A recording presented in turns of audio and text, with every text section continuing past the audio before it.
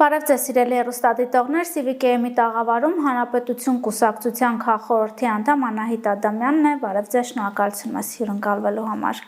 Բարև, շնորհակալ եմ։ Տիկին Ադամյան, քանի մոտենում ենք 2026 թվականի ընտրություններին, նոր ուժեր են ի հայտ գալիս, ասպարեզ են դուրս գալիս քաղաքական, մեր ձևով պարբերաբար հանդիպումներ է ունենում, նախընտրական շտաբեր են բացում, հայտարարում են, որ հունվարից արդեն որպես քաղաքական ուժ կձևավորվեն, իրենց վարչապետի թեկնածուն էլ ասում են դուր կգա մեզ, ինչ դիտարկումներ ունեք։ Գիտեք, ես կարծում եմ հանրային դաշտում այս մեր ձևովի նկատմամբ գեր ուշադրություն է։ Եվ սա նաև հենց հակաքարոզչության թեզերից մեկն է, որովհետև ըստ էության մինչև այսօր ինչ հայտարարություններ, ինչ հրապարակումներ եղել են, այդ մեր ձևով բանաձևի տակ որևէ նորություն չկա։ Այսինքն ինչ են քարոզում։ Միասնություն, այդ միասնությունով արդեն մարդկանց ականջները այնքան են սղացել, որ միասնությունը կարծես թե բովանդակա զրկվել է, որովհետև եթե չկա ինչի շուրջ, հանուն ինչի, ինչ անելու համար ես կոչում մարդկանց քեզ հետ միանալու, այդ պարագայում դա վերածվում է սոսկ ֆինանսական աջակցության, եթե փակագծերը ավելի շատ չբացենք։ Եթե խոսում են տնտեսության մասին, հանդես են գալիս միայն սոսկ պոպուլիստական կոչերով, առայն որ ավելի լավ է լավ ապրել։ Եթե, ինչ ասեմ, չբացեմ էլի փակագծերը։ Ուրեմն ո՞րն է մեր ձևը, ըստ էության, եւ ինչու է լրատվական դաշտը այդքան ուշադրություն դարձնում մեր ձևովին։ Վստահաբար, եթե Սամվել Կարապետյանի Forbes-ի միլիարդատեր չլինելու հանգամանքը չլիներ, ցանկացած այլ նման հայտարարություններ անող, նման միջոցառումներ կազմակերպող ուժ որևէ ուշադրության չէր արժանանա։ Այսինքն այստեղ ամբողջ մեր ձևը վերածվում է ֆինանսական պարկի, ֆինանսների տոպրակի։ Բայց այստեղ կա մի շատ հետաքրքիր հանգամանք, որին կարծում եմ հասարակությունն էլ, քաղաքական ուժերն էլ շատ քիչ են ուշադրություն դարձնում։ Տեսեք, խոստումներ, բայց կա ակնհայտ փաստ։ Այդ բոլոր խոստումների հիմք ֆինանսները Հայաստանի Հանրապետության տարածքում չեն համարյա թե։ Ռուսաստանի Դաշնությունում են։ Իսկ Ռուսաստանի Դաշնությունից Հայաստանի Հանրապետություն որևէ պարագայում ֆինանսներ չեն գա, եթե իրենց թեկնածուն, իրենց սրտի թեկնածուն չլինի իշխանություն։ Այսինքն այդ բոլոր խոստումները, որոնք տալիս է մեր ձևով, իր ձևով, մնալու է սոսկ խոստում, որովհետև էլի եմ կրկնում, Ռուսաստանի Դաշնությունից Հայաստանի Հանրապետություն տնտեսական զարգացման համար, արդյունաբերական զարգացման համար, գյուղատնտեսության համար, ընդհանրապես որևէ զարգացման համար ֆինանս չի մտնի։ Իմ ասած հիմնավորումը այն է, որ այս ամբողջ ընթացքում Ռուսաստանի Դաշնությունը հնարավորինս արգելակել է Հայաստանի Հանրապետության տնտեսության զարգացումը, հնարավորինս արգելակել է։ Ոչ միայն ինքը ներդրումներ չի արել, այլև այստեղ մեր տնտեսական հզորությունները հավաքել է իր ձեռքը, իր մոնոպոլիաներով կաշկանդել է Հայաստանի Հանրապետության տնտեսության զարգացումը։ Իհարկե, մինչև 2018 թիվը դա համարվել է նորմալ, դա համարվել է ճիշտ, դա համարվել է զարգացման միակ տարբերակ։ Եվ որևէ մեկը հարց չի բարձրացրել թերևս, թե այս մոնոպոլիաները խեղդում են տնտեսությունը, որ պետք է այդ մոնոպոլիաներ չլինելու համար տնտեսություն դիվերսիֆիկացվի։ Սրանք նաև հարցեր են հենց նույն այդ մեր ձևովին։ Արդյոք իրենց իշխանության գալու պարագայում, որ ես մի անգամ այն բացառում եմ, հնարավոր է որևէ զարգացում։ Տիկին Ադամյան, իրենք կարծես իշխանության գալու պլանների մասին խոստովանական հայտարարություններ են անում, որ օրինակ հնարավոր է դա միավորման տարբերակով տեղի ունենա, ասում է, որ Ռոբերտ Քոչյանի ու Սերժ Սարգսյանի հետ նախընտրական միավորման չենք գնա, բայց չենք բացառում ներկայացուցիչների հետ միավորումը։ Մի քանի օր առաջ Ռոբերտ Քոչյանն էր օրինակ Գյումրու սցենարի մասին խոսում, արդյոք այս տարբերակը եւս բացառելի է, որ օրինակ նախընտրական շրջանում կասեն մենք իրար հետ կապ չունենք, հետընտրական շրջանում միավորվեն օրինակ փորձեն իշխանություն վերցնել։ Ընդլուսնի աշխարհում ոչինչ նոր չի, առավել եւս ոչինչ չի փոխվում Կրեմլի քաղտեխնոլոգիաներում։ Բոլոր դեպքերում մենք ունենք Գյումրիի օրինակը։ Եվ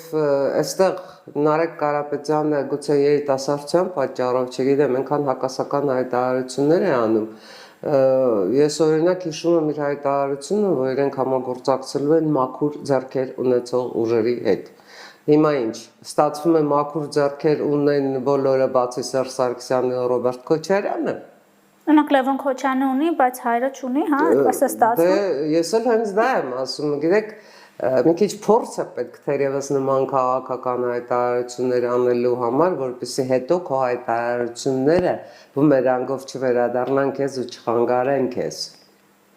Այդ փորձը ես կարծում եմ ոչ Նարեկ Կարապետյանը, ոչ այդ թիմում առայժմ հավաքված մարդիկ չունեն։ Նրանց պարզապես միավորում է մեկ պայծառ գաղափար՝ փողի տոպրակը։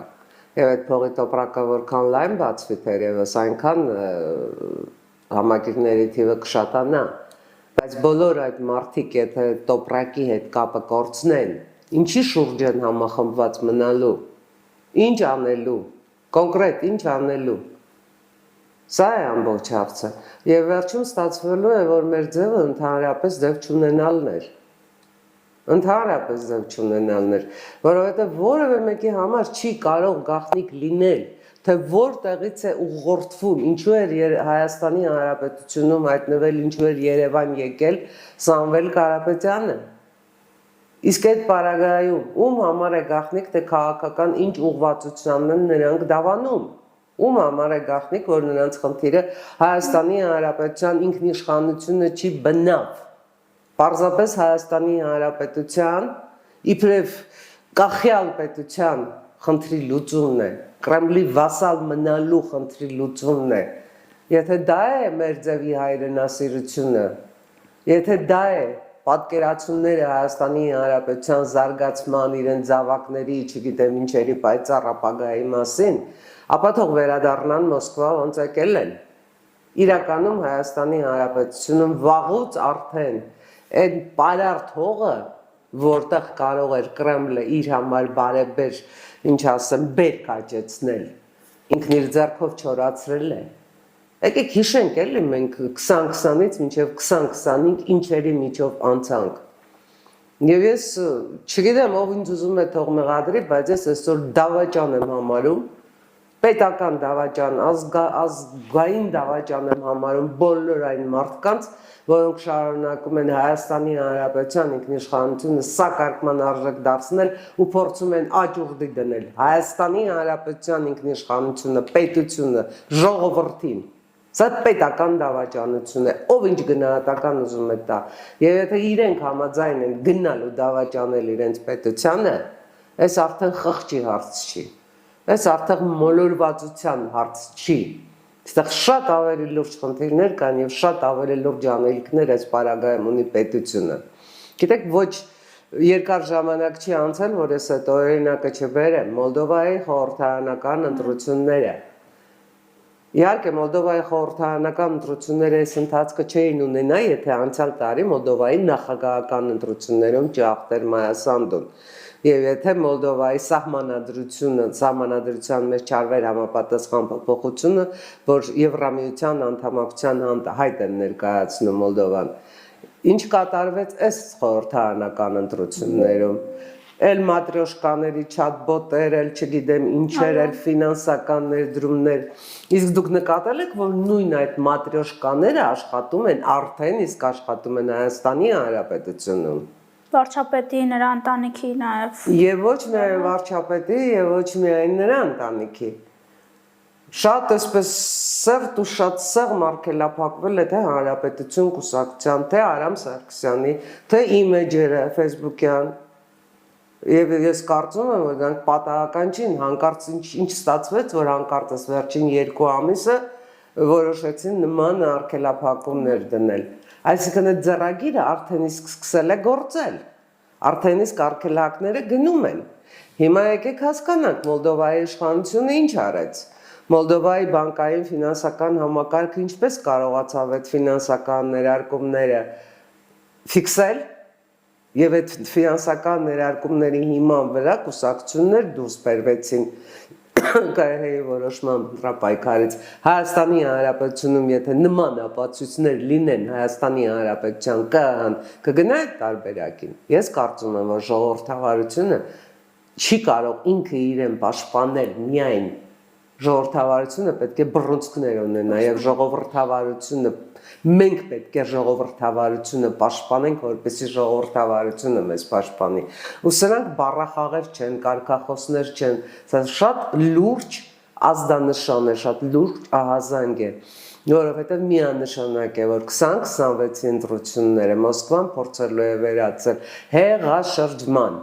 որովհետև 2020-ից մինչև 2025 մինչև առայսօր եւ ամենայն հավանականությամբ մինչև 2026 հեղաշրջման բոլոր փորձերը այդ թվում վարչապետի impeachment, չգիտեմ, այն վերկացլաոից սկսած, ես իմ էլ ինչից սկսած Տավուշից, այո Տավուշից Արցախ գնացողները, որ հայտնվեցին Երևանում ու կես ժամ տվեցին վարչապետ հրաժարժ։ Գիտեք, այդ աբսուրդների միջով մենք այնքան ենք անցել, որ հիմա արդեն հասել ենք աբսուրդների աբսուրդին։ Մոսկվան շարունակելու է, Մոսկվան խնդիր է դնելու Հայաստանի Հանրապետությունում հեղաշրջում անել։ Եվ այդ հեղաշրջման սյուները իհարկե լինելու են թե Ռոբերտ Քոչարյանը, թե Սամվել Կարապետյանը, թե բոլոր նրանք, ովքեր հավաքվում են այս ընդհանուր թակարդում։ Այսինքն մտածում եք միասին են իրենք, թե ամեն դեպքում կա ինչ-որ խնդիր իրենց ներսում, օրինակ, որ մեր ձևով փորձի Քոչարյանի ընտրազանգվածին իր կողմը գրավել, մենք տեսնում ենք կադրեր Քոչարյանի, օրինակ, հավատարիմ կադրերից, որ այսօր այնպիսի հպարտությամբ են կանգնած Նարեկ Կարապետյանի կողքը, կարծես ամբողջ կյանքում, օրինակ, հենց մեր ձևովի Սամվել Կարապետյանի աջակիցն են եղել, ոչ թե Քոչարյանի համար դատարանի դռներով էին օրինակ վազում։ Գիտեք, ես կարծում եմ, որ Քոչարյանի այսպես հաստատված, չհաստատված այցը Մոսկվա հենց այդ խնդիրը լուծելու համար էր։ Ըստ էության հանդիպումները գիշերային, կիրակնօրյա, ցերեկային, թե ինչ, այդ հարցի շուրջ էին, ում եք նշանակում Լյուբիմիրա Ժանա Գասպադինը։ Դու ունես։ Դա էր։ Եվ թերևս Ռոբերտ Քոչարյանին այնտեղ ասացին գնա դու ես, Սամվել Կարապետյանի կողմնակիցներն էլ ասում են գնա դու ես։ Սա է ամբողջ խնդիրը։ Իհարկե նրանք միմյանցից ընտրազանգված կարող են տանել, բայց կա նաև մեկ այլ հանգամանք։ Այս ընտրազանգվածի համար պայքարը ազնիվ չի։ Եթե մարդկանց ներկայացնում ես ծրագրերդ, գաղափարներդ, կարողանում ես նրանց համոզել, այդ դա է ազնիվ քաղաքական պայքարը։ Իսկ այստեղ քաղաքական պայքարի նմուշ, հոտ, չգիտեմ, ընդհանրապես նմանություն քաղաքական պայքարի չկա։ Այստեղ կա մեկ այլ պայքար, մարդ փախցնոցի պայքար։ Եվ այդ մարդ փախցնոցի պայքարը չի գնում գաղափարների, նպատակների, որոշակի առաջարկների, որոշակի ծրագրերի շուրջ, ոչ, գնում է հավատարմության շուրջ, այսպես ասած, եւ այն պայծառ խոստման, որ այսպես մենք արվակներով կհոսենք, կգանք կլցվենք խորհրդարան ու այստեղ կդառնանք այնպիսի մի հորդարատ գետ, մեղմ ասած, ինչ իշխանություն, ինչ ես, ինչ են, օվկիանոս, բայց դա չի լինելու, ես չգիտեմ գուցե շատերի վրա չափազանց լավատես կամ չափազանց միամիտ մարդու տպավորություն հիմա թողնեմ, բայց ես հավատում եմ իսկապես, որ 2020-ից հետո մենք այնքան ենք իբրև միջին վիճակագրական ընտրող, այնքան ենք հասունացել, որ այլևս մեզ դժվար է խաբել այդպես ծնծղաներով, դհոլներով, դժվար է խաբել, որովհետև այդ դհոլները, ծնծղաները ծնծղում են, դպդպում են, հեռանում են, տակը մնում են մեր պարտությունները։ Իսկ մեզ այլևս պարտության իրավունք տրված չէ։ Մենք մեր բոլոր պարտությունները պարտվել ենք։ Մենք հիմա արդեն պետք է գնանք այդ պարտությունների էջը փակելու եւ մեր նորմալ հաղթական կյանքը սկսելու։ Ու այդ նորմալ հաղթական կյանքի մեկնարկը ես համարում եմ օգոստոսի 8-ին կնքված ոչ միայն նախաստորագրված խաղաղության համաձայնագիրը Ադրբեջանի հետ, այլև Հայաստան, Ամերիկայի Միացյալ Նահանգներ, գուցե տարօրինակ հնչի Ամերիկայի Միացյալ Նահանգներ Ադրբեջան հուշագրերը, որովհետև այդ երկու հուշագրերը սերտ կապված են, եւ այդ երկու հուշագրերի կապվածությունը միմյանցից կախվածություն ու կատարվածության, կատարելիության մակարդակն է որոշելու տարածաշրջանը, ինչ զարգացում կունենա։ Գիտեք, այս ամբողջ պայքարը նաև նրա համար է, Սամվել Կարապետյաններ, Ռոբերտ Քոչարյաններ, չգիտեմ, Սերժ Սարգսյաններ, բոլոր կարգի նորելուկները, որը մի կուսակցություն է բացվում, կներեք բոլորի անունները, թերևս հնարավոր չի նաև հիշել։ Այս ամբողջ պայքարը նրա համար է, որ Ռուսաստանը մնա տարածաշրջանում, որ տարածաշրջանը չզարգանա, հաղորդակցուղիները չբացվեն, խաղաղություն չլինի, որովհետև եթե բացվում են հաղորդակցուղիները, եթե խաղաղությունը դառնում է անդառնալի, ում է պետք է այստեղ Ռուսաստանը։ Դե Քոչարյանն օրինակ բացահայտ դա կարծես ասում էր իր ասուլիսը։ Քոչարյանը դա բացահայտ ասում էր, որովհետև Քոչարյանը դա չասեր, եթե իր նպատակը դա է, ակնհայտ է, որ դա այդպես է։ Քոչարյանը իհարկե կասի, որ շատ վտանգավոր է, երանելի էր, իհարկե երանելի էր, այո, միանշանակ երանելի էր նոյեմբերի։ Իր համար նոյեմբերի 9-9-րդ կետը իսկապես երանելի է։ Իսկապես երանելի է, հաշվի առնելով իր, ասենք, փոխհարաբերությունները Մեղրիի հետ դեռ 99 թվականից սկսած։ Բայց այստեղ ամբողջ խնդիրը ես ասում եմ, տարածաշրջանում իրավիճակ փոխելն է։ Միայն տարածաշրջանում իրավիճակ փոխելով Հայաստանի Հանրապետության տեղն ու դիրքը տարածաշրջանում փոխելով է հնարավոր հաջողության հասնել։ Այդ բոլոր ուժերը ապահովում են դա, ոչ, ապահովում են դրա հակառակը։ Արդեն իսկ հայտարարություններ եղել են, որ իրենք եթե եկան, բեկանելու են, իրենք եթե եկան բանակցելու են, նոր բանակցությունների վերաբանակցելու են, չգիտես ինչի, ոչ մեկը իրեն հարց չի տալիս, իսկ Տրամպը ինչի պիտի ձեզ հետ վերաբանակցի այն, ինչ արդեն բանակցվել եւ ստորագրվել է։ Չի ո։ Հարցը չէ։ Տիկին Ադամյան, քանի որ խոսեցիք նոր կուսակցությունների մասին, մենք խոսում էինք այն ուժերի, որոնք ակնհայտ ռուսական ուղղվածություն ունեն, չեն էլ թաքցնում, Նարեկ Կարապետյանի վերջին ամբողջ հարցազրույցը գովք էր Ռուսաստանին, Ռոբերտ Քոչարյանի ասուլիսը էլ չասեմ, թե ինչ բաներ էր ուղղված հենց Պուտինի ծննդյան օրն էլ համադրել էր կարծես ասուլիսը տալով, Արման Թաթոյան օրինակ կուսակցություն է ստեղծում ու կարծես Ռուսաստանի դեպքում ասում է ինձ համար մեծ խնդիրներ են խաղաղապահ ուժերի առկայության պայմաններում էթնիկ զտումները Արցախում, փոքր կարծես փորձում է արևմտյան դաշտում տեղավորվել, այս թևից զանգված բերել հաշվի առնելով Ռուսաստանի վարկաբեկվածության աստիճանը Հայաստանում։ Ինչ հաջողություններ կարող է ունենալ, քանի որ օրինակ ձեր քաղաքական ուժը հենց հստակ այս դաշտում է գործում։ Ես չեմ կարծում, որ Արման Թաթոյանին հաշվի առնելով իր նախորդ բոլոր հայտարարությունները, իր այսպես ասած հետագիծը հնարավոր կլինի խաբել, մեղմ ասած, խաբել ու ընտրող փախցնել, եթե մի քիչ կոպիտ արտահայտվեմ, որովհետև եկեք հիշենք այդ նույն Արման Թաթոյանը ինչ հայտարարություններ էր անում Արևմտյան Ադրբեջանի հետ կապված, Արևմտյան Ադրբեջան, այսպես վերադարձող ադրբեջանցիների եւ այլնի մասին։ Թերևս Նարեկ Կարապետյանը մի հարցում այն ճիշտ է, քաղաքականության մեջ մաքուր ձեռքերով պետք է գործել։ Քաղաքականության մեջ մաքուր ձեռքերով պետք է մտնել ու մաքուր ձեռքերով դուրս գալ։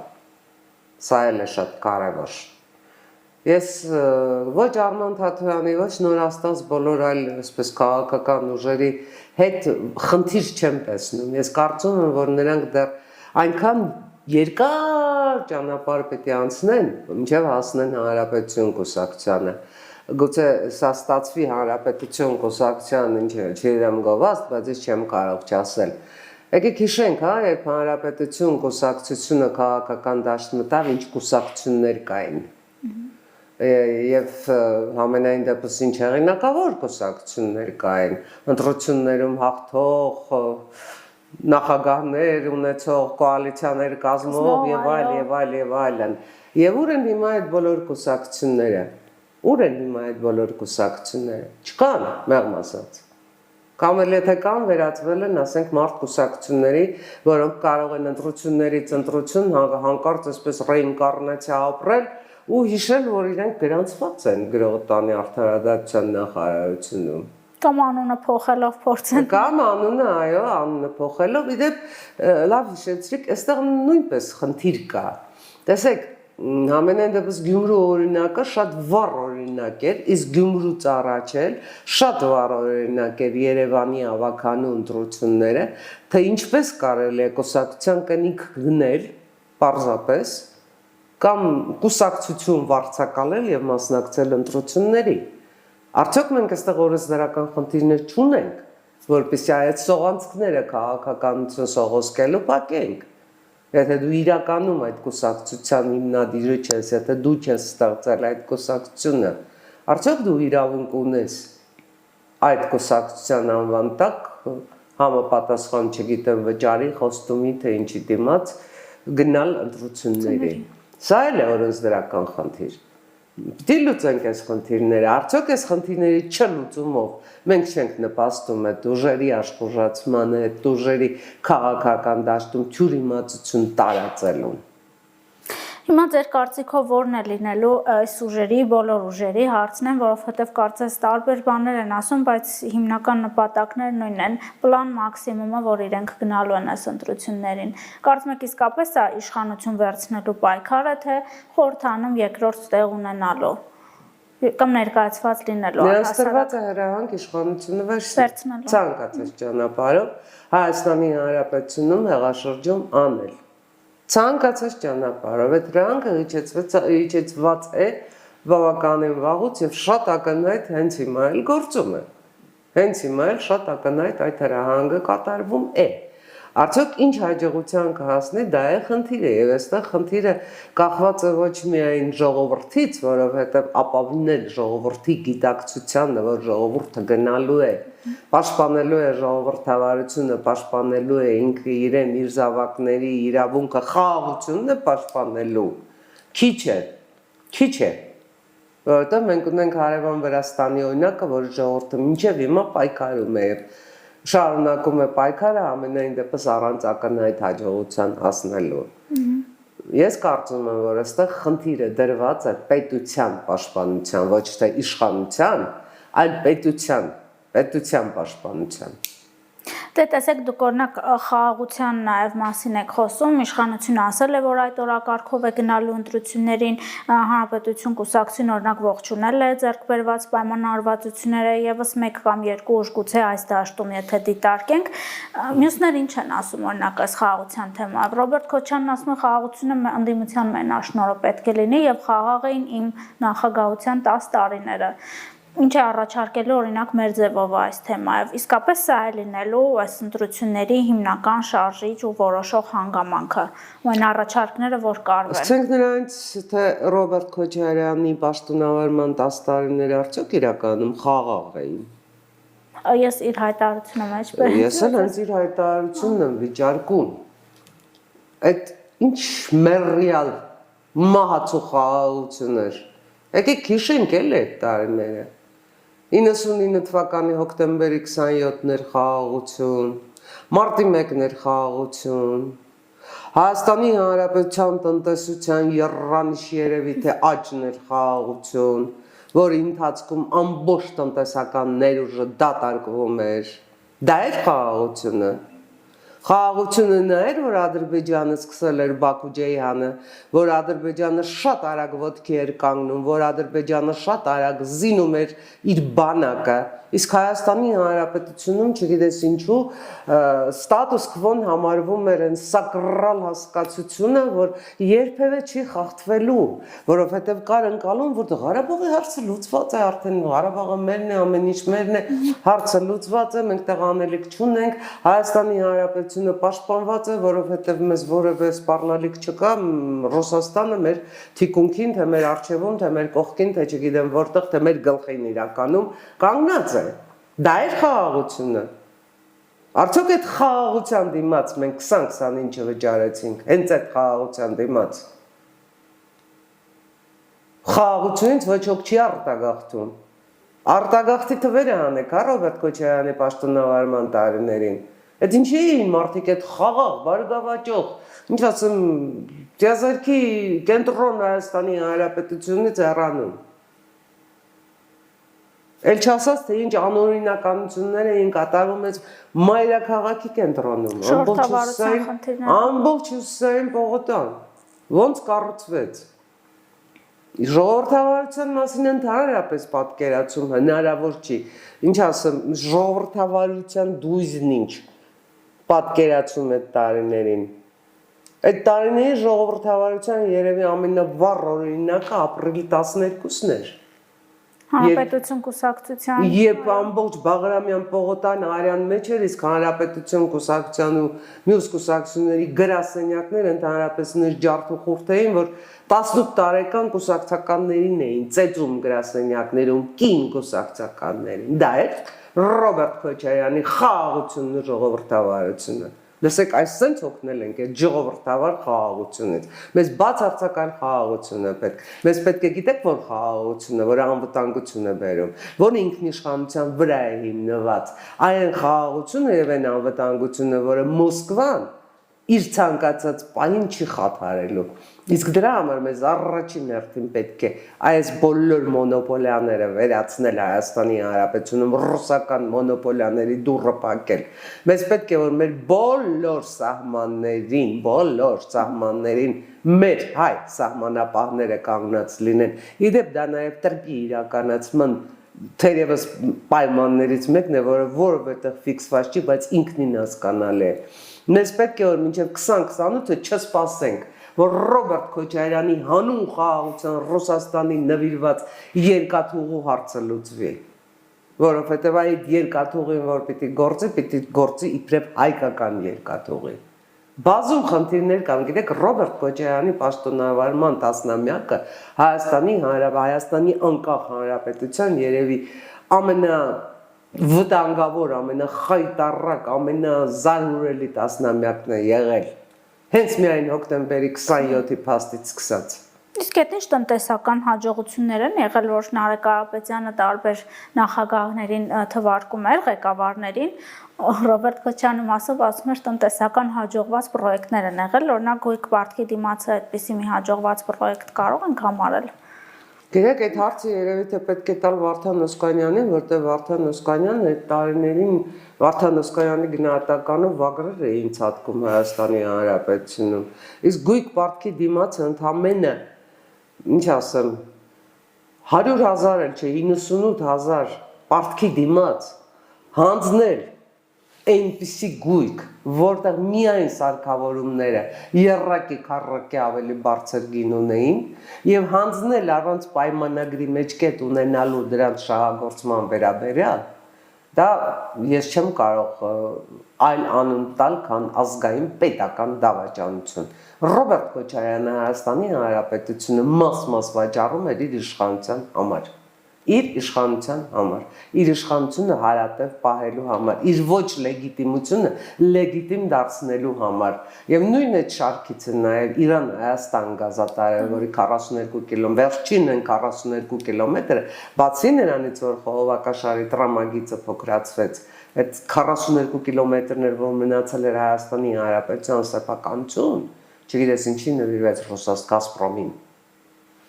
Շնորհակալություն Տիկին Ադամյան հետաքրքիր զրույցի համար։ Ես եմ ձեզ շնորհակալ։ Ես հիշեցնեմ, որ տաղավարում հյուրընկալել էի Հանրապետություն կուսակցության քաղխորհրդի անդամ Անահիտ Ադամյանին, կհանդիպենք։ Չմոռանաք հավանել տեսանյութը եւ բաժանորդագրվել Civic AM-ի YouTube-յան էջին։